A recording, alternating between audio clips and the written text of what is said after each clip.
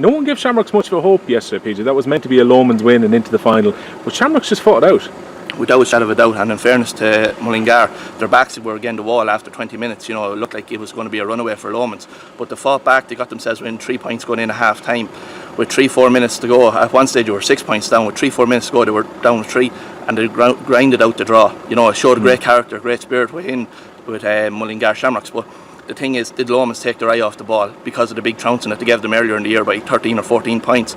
You know, I think there's still a little bit more in St. Lomans. I think it could be Lomans will just get over the line the next day. Well, it was interesting what Downey Earl's manager said yesterday, that their draw against Abbey Leaks, they admitted they were a bit complacent thinking about the final. Maybe this is an extra game that might focus Lomans. And the good news from their perspective, the semi-final's now on the 12th and the final on the 26th, so there's a lot of recovery time now.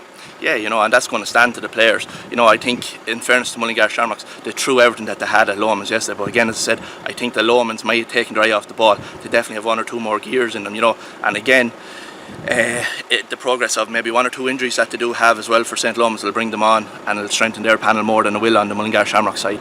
We'll just give Garrycastle a word, because they were on the brink of going out of the championship. They had to win their last 2 games. They had to win a playoff, and obviously had to win the semi-final. They're back into a county final. If they were to win it this year, I'd imagine it'd be the sweetest of any of them they've had in recent years. Yeah, without a shadow of a doubt, you know, when we look at it, they were very, very lucky to get out of the group. As you said, they had the playoff and that.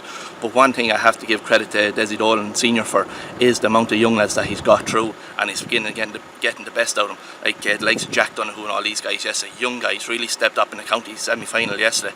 You know, they were absolutely fantastic. When you're looking at players out that's injured, Shawnee Donoghue, Doran Hart, David O'Shaughnessy, all big name players for Garrycastle, weren't featured yesterday, but then stepped up all these young lads. If they do, it's going to be a massive credit for Garrycastle for what they've achieved this year, and even where they are at the minute in a county final, it's absolutely fantastic.